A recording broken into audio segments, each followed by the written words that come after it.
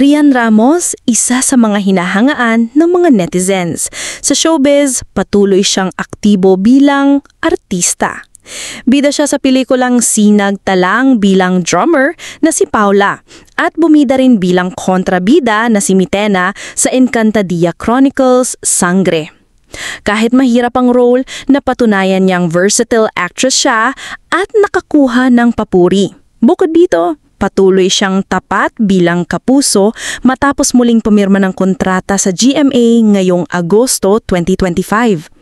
Pinasok din niya ang pagnanegosyo sa pamamagitan ng Bass Bakes, ang sariling cookie business niya na nag-aalok ng salted chocolate chip cookies at frozen dough. Naging talk of the town pa ang kanyang sexy baking photos na sinuportahan ng mga kapwa artista. Masaya at matatag ang relasyon nila ni Sam Versosa. Ibinahagi niya na dati ay hindi siya naniniwala sa kasal, pero dahil kay Sam, nagbago ang pananaw niya. Umaasa naman ang kanyang mga fans na magiging forever ang relasyon nila ng kanyang nobyo.